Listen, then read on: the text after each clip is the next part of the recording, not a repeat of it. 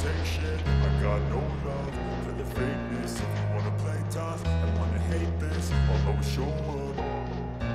I don't ever slow up, no I don't take shit. I got no love for the fakeness. If you wanna play tough and wanna hate this, I'll always show up and make a statement. I don't ever slow up, no I don't take shit. I got no love for the fakeness. If you wanna play tough and wanna hate this, I'll always show up and make a statement. আসসালামু আলাইকুম রাহমাতুল্লাহ।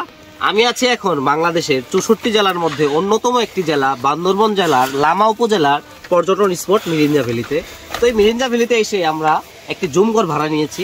আর এই জায়গায় আপনারা চাইলে খুবই অল্প টাকায় মিরিঞ্জা ভ্যালিতে আসতে পারেন এবং পাহাড়ের উপরে একটি জুমঘর ভাড়া নিতে পারেন। আর এই জুমঘরের ভাড়া হচ্ছে মাত্র 1500 থেকে 2000 টাকা। আর এর মধ্যে আপনারা টোটাল 7 থেকে 8 জন রিল্যাক্সে এই রুমে থাকতে পারবেন। এবং এই জায়গায় আপনারা সকাল, দুপুর এবং রাত 3 বেলায় খাবারের প্যাকেজ রয়েছে এবং ভালো মানের খাবার রয়েছে। তো এটা চাইলে আপনারা আলাদাভাবে প্যাকেজ হিসেবে নিতে পারেন এবং আপনারা চাইলে শুকনো খাবারও নিয়ে আসতে পারেন। পাহাড়ি পরিবেশ সবার কাছে অনেক ভালো লাগে আর পাহাড়ের উপরে ঘুরতে অনেক ভালো লাগে। আর পাহাড়ে আসলে কি আমাদের মনটা অনেক ফ্রেশ হয়ে যায় এবং সব ক্লান্তি দূর হয়ে যায়। কারণ ঢাকা শহরে থাকতে থাকতে আমাদের একটা ক্লান্তি চলে আসে জ্যামজটে পড়ে পড়ে। তো এই জন্য আমরা পাহাড়ে আসি প্রাকৃতিক সৌন্দর্য উপভোগ করার জন্যই মূলত আমাদের পাহাড়ে আসা। তো আমরা বাইক নিয়ে এসেছি, আমরা বন্ধু এবং ভাই ব্রাদাররা মিলে বাইক নিয়ে এই পাহাড়ি অঞ্চলে এসেছি। এবং বাইক চালকদের জন্য সবচেয়ে ভয়ানক জায়গা হচ্ছে এই মিরিঞ্জা ভ্যালি, কারণ অনেক আঁকা বাঁকা উঁচু নিচু রাস্তা। তো যারা পাহাড়ি অঞ্চলে কোনো সময় বাইক চালাননি তাদের না আসাই ভালো, কারণ এই জায়গা অনেক রিস্ক এবং প্রতিনিয়তই প্রচুর বাইক অ্যাক্সিডেন্ট হচ্ছে এই পাহাড়ি অঞ্চলে। কারণ রাস্তা অনেক উঁচা নিচা আঁকা বাঁকা রাস্তা, আঁকা রাস্তার সাথে এই পাহাড়ি রাস্তা মিলবে না।